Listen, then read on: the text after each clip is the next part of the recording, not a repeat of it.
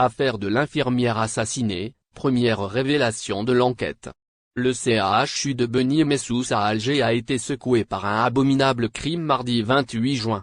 En effet, 2 infirmières y travaillant ont été sauvagement agressées à l'arme blanche. L'une des 2 victimes de l'agression a succombé à ses blessures et a rendu l'âme, tandis que la deuxième se trouve encore au niveau du service des urgences chirurgicales du même établissement hospitalier.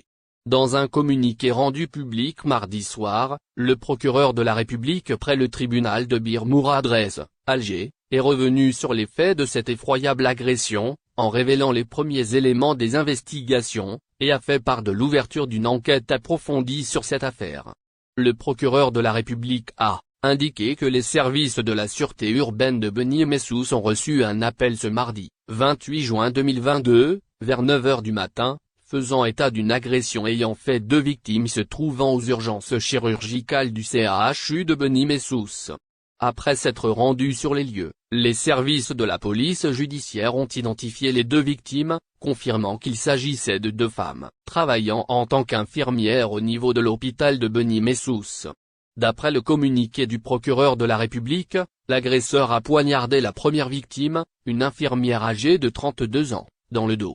Cette dernière a malheureusement succombé à ses blessures en rendant l'âme à son arrivée aux urgences de l'hôpital. Concernant la deuxième victime, une infirmière âgée d'à peine 26 ans, l'assaillant l'a également poignardée dans le dos avec des blessures au niveau de la main. Selon le même communiqué, cette dernière se trouve actuellement au niveau des urgences chirurgicales du même établissement hospitalier.